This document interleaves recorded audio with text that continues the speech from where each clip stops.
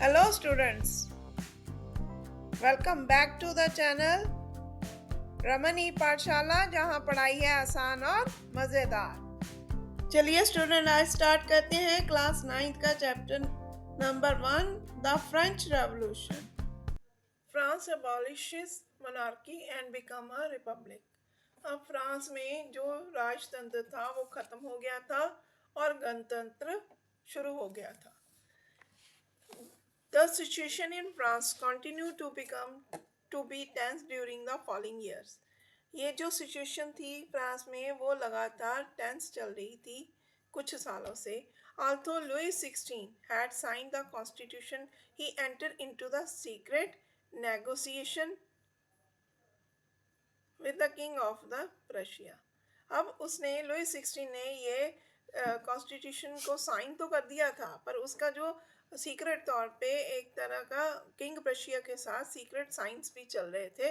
Rural of other neighbouring countries to were worried by the development in France and made plan to send troops to put down the event that had been taken place there since in the summer of 1789।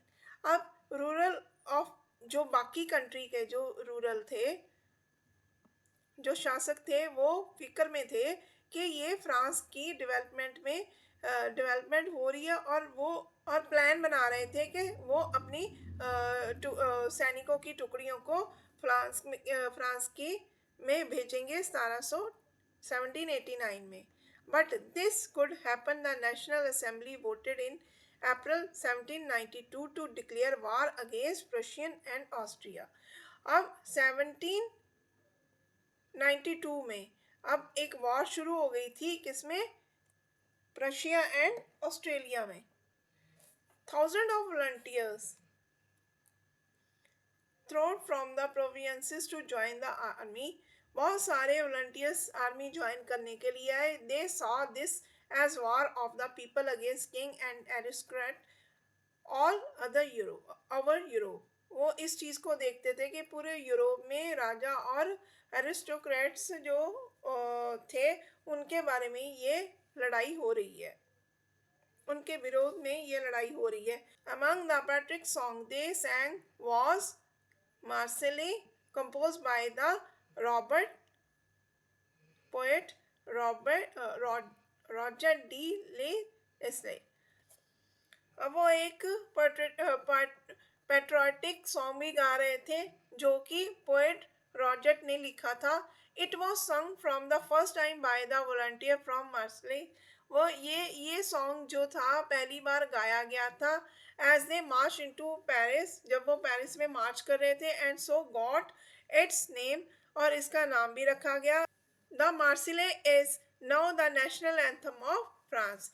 ये जो मार्सले था वो अब national anthem बन गया था France का। The revolutionary was brought losses and economic difficulties to the people। जो रेवोल्यूशनरी को लॉस हुआ, इकोनॉमिक डिफिकल्टी आई लोगों के द्वारा। While the men were away fighting in the front, women were left to cope with the task of earning a living and looking for the family। अब women's को क्या task मिल गया था कि जब वो आर्मी लड़ाई करने के लिए गए थे तो उनको जीविका जीने के लिए वो टास्क मिल गया था कि कैसे अपनी लिविंग स्टाइल को जिए, और औरतों को उसके लिए काम करना पड़ रहा था। Large section of the population were convinced that the revolution had to be carried further as the constitution of 1791। 1791 में बहुत सारे लोग ये चाहते थे कि ये जो रेवोल्यूशन है आगे बढ़े। गे political right only the richest section of the society. आगे बढ़ के ये पॉलिटिकल राइट दे रहा है कि richest section of the society को ही ये पॉलिटिकल पावर्स दे रहा है।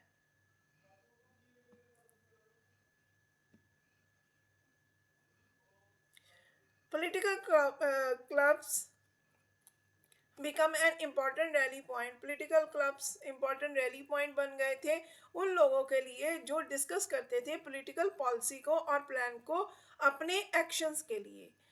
The most successful of these clubs were that of the Jacobin. जो most successful club था इसमें वो था Jacobin, और which got its name from the former convent of Saint Jacobin in Paris. वो जिसका नाम जैकोबिन क्लब इसलिए पड़ा क्योंकि वो सेंट जैकोबिन के नाम से पड़ा, जो कि कॉन्वेंट में रहता था, जो कि एक फॉर्मर भूतपूर्व कॉन्वेंट था. Women too who had been active throughout this period, womens भी बहुत एक्टिव थी इस पीरियड में, फॉर्म देयर ओन क्लब्स, उन्होंने अपने क्लब्स बना दिए थे. अब सेक्शन 4 में देखो, इस चैप्टर में will tell you more about their activity and demands. इनकी एक्टिविटीज और डिमांड्स के बारे में बताया जाएगा, बताया हुआ है.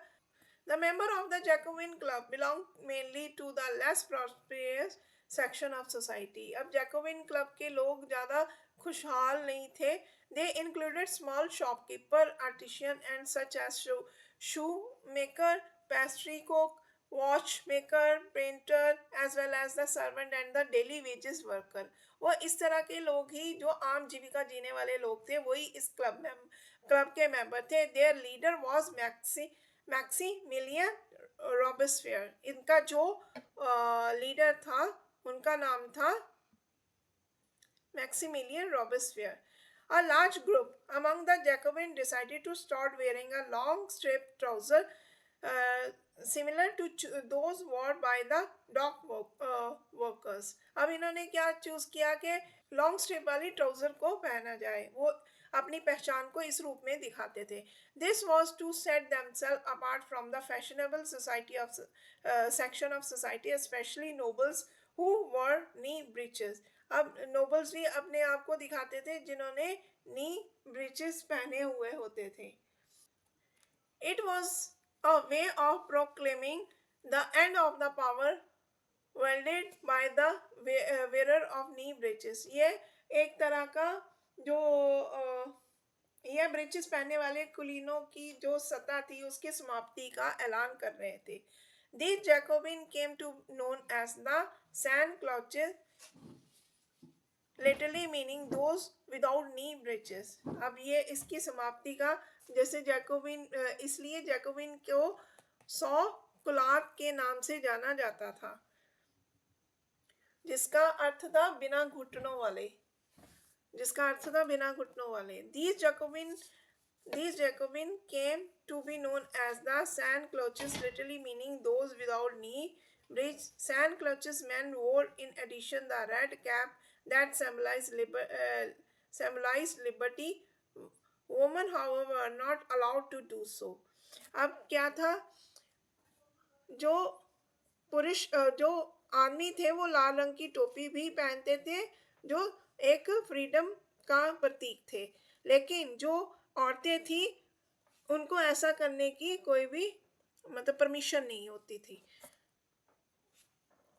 In summer of 1792 the Jacobian 1792 की गर्मियों में जैकोबिन ने जो खाने वाली चीज़ों की महंगी के अभाव से नाराज जो पेरिस वासियों को लेकर एक बहुत ही बड़ा विद्रोह की योजना बनाई. 10 अगस्त की सुबह को ट्यूलेरिये के महल पर धावा बोल दिया.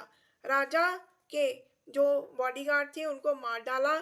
खुद राजा को कई घंटों तक उसको प्रिजन में रखा गया. बाद में असेंबली ने शाही परिवार को जेल में डाल दिया देने का जो प्रस्ताव था वो साइन कर दिया. नए चुनाव कराए गए. 21 वर्ष से अधिक उम्र वाले पुरुषों, सभी पुरुष चाहे उनके पास संपत्ति हो या ना हो को राइट टू वोट का अधिकार दिया गया.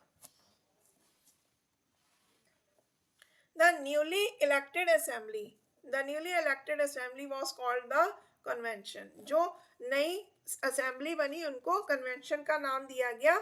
On 21 September 1792 it abolished the monarchy and declared France a republic. 21 सितंबर को इसने राजतंत्र खत्म कर दिया और फ्रांस को एक गणतंत्र मतलब घोषित कर दिया. As you know, a republic is a form of government where the people elect the government including the head of the government. अब आपको पता है कि जो गणतंत्र है वो अपने आप में एक सरकार बनाई जाती है। सरकार का वह रूप है जहां सरकार एवं उसका चुनाव जो उसका सरकार का हेड ऑफ द गवर्नमेंट उसका चुनाव जनता करती है। अब there is no heredity monarchy. अब यहाँ पे कोई भी जो राजशाही जो पुरखों से चली आ रही राजशाही मोनार्की राजतंत्र था उसका खात्मा हो चुका था।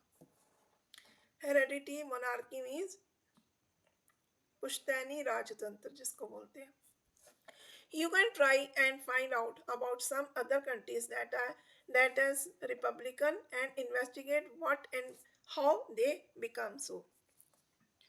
आप कुछ दूसरे जो आप दूसरे जो रिपब्लिक कंट्रीज हैं उसके बारे में जानकारी प्राप्त करने की कोशिश करें और देखें कि कब और कैसे गणतंत्र बने।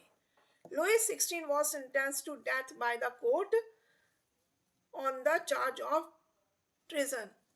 अब लुई 16 को देशद्रोह का आरोप लग गया और उसको मौत की सजा सुना दी गई।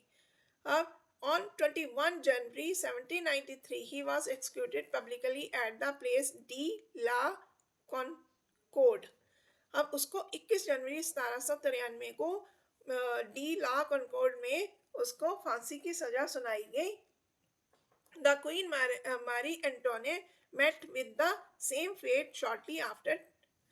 अब क्वीन मारी एंटोने के साथ भी यही हुआ कि उसको मौत की सजा सुनाई गई।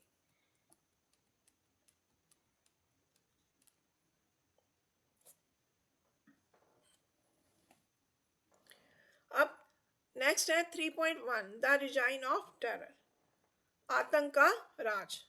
द रिजाइन ऑफ टेरर मतलब आतंक का राज। The period from the 1793 to 1794 is referred to as the reign of terror.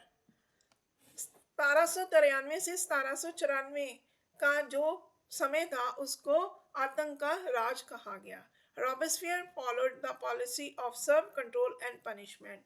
जो रॉबेस्पियर था उसके नियंत्रण में जो था दंड की मतलब पनिशमेंट की सख्त पनिशमेंट बहुत ही सख्त था। All those whom he saw as being enemy of the republic, अगर वो किसी को देखता था कि ये शत्रु है रिपब्लिक गवर्नमेंट का गणतंत्र का, चाहे वो एक्स नोबल्स हो, चाहे कैलगरी हो, members of other political parties हो और even member of its own party या उसकी अपनी पार्टी का मेंबर हो, who did not agree with his method, जो उसके मेथड के साथ एग्री नहीं करते, were arrested, imprisoned and then tried by a revolutionary tribunal, और उनको जेल में डाल दिया जाता था। उनको अरेस्ट कर दिया जाता था और उनको जेल में डाल दिया जाता था। If the court found them guilty, they were guillotined, मतलब उनको फांसी दे दी जाती थी। The guillotine is a device consisting, ये guillotine एक डिवाइस था जो consisted of two pole and a blade with which a person is beheaded. It was named after Dr. Guillotine who invented it. अब डॉक्टर ग्लूटेन ने ये एक device बनाया था जिसके दो पोल थे, उसमें ब्लेड लगा था, उसने किसी इंसान का सर उसमें रखा जाता था, उसको काट दिया जाता था। वो इस तरह का डिवाइस होता था, उसको क्या बोलते थे? Gluten. Robespierre government issued law placing a maximum ceiling on wages and prices. Robespierre government ने इशू किए लॉ के मैक्सिमम वेजेस और प्राइसेस बढ़ा दिए जाएं Meat and bread were rationed, meat और bread ration किए गए. Peasants were forced to transport their grain to the city and sell it to the fixed prices by the government.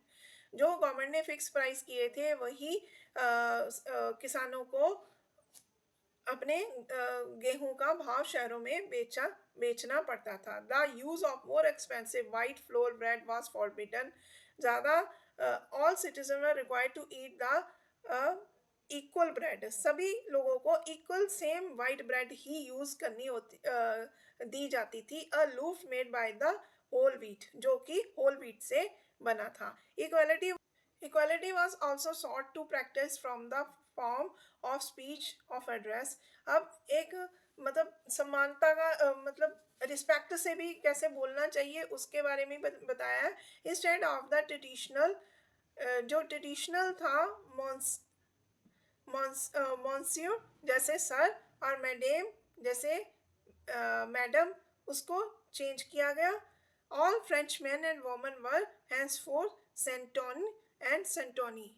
मतलब सभी French woman जो पहले सर और madam चलता था, अब उनको सेंटोइन एंड सेंटोइन कहा जाता था.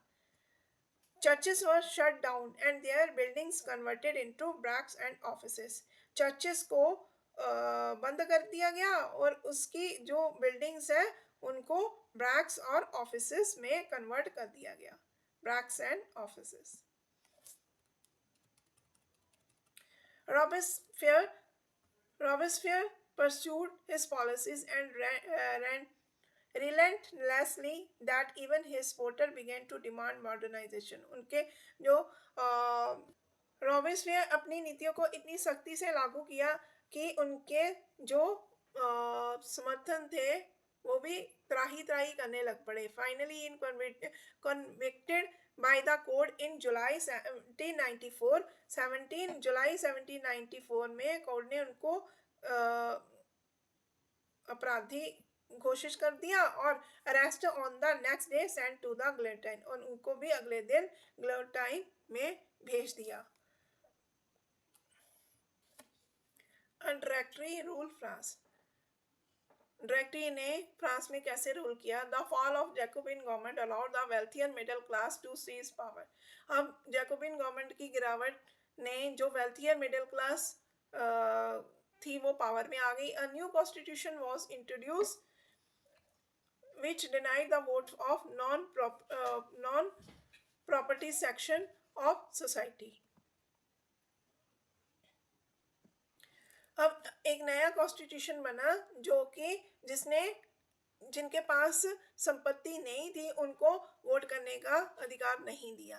It provided for 2 elective legislative councils. उसने दो इलेक्टेड लेजिस्लेटिव काउंसिल्स प्रोवाइड किए. These then appointed a directive and executive made up of 5 members.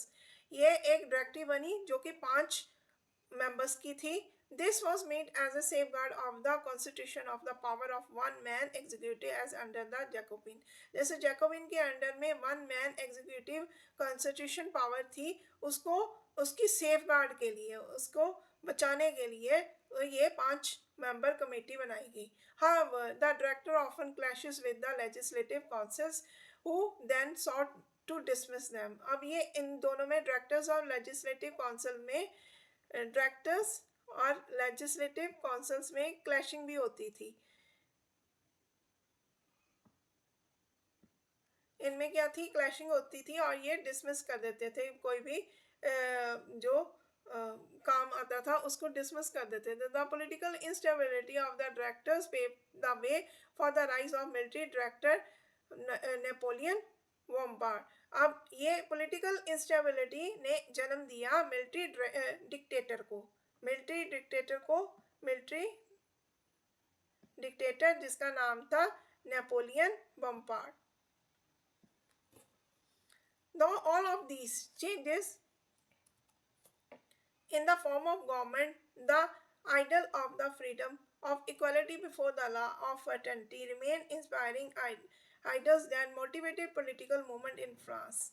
इस तरह जो चेंजेस आई गवर्नमेंट में, जो आइडियल्स देखे स्वतंत्रता और समानता के, और जो इंस्पायर किया उसने ideas that motivate political movement को भी मोटिवेट किया फ्रांस में and the rest of Europe during the following century. और बाकी बचे यूरोप को भी इन्होंने ये चेंजेस देखने को मिली जो कि एक फ्रांस की गवर्नमेंट में हुई। अगला टॉपिक समझने के लिए जुड़े रहिए रमनी पाठशाला के साथ, जहां पढ़ाई है आसान और मजेदार। Thanks for watching.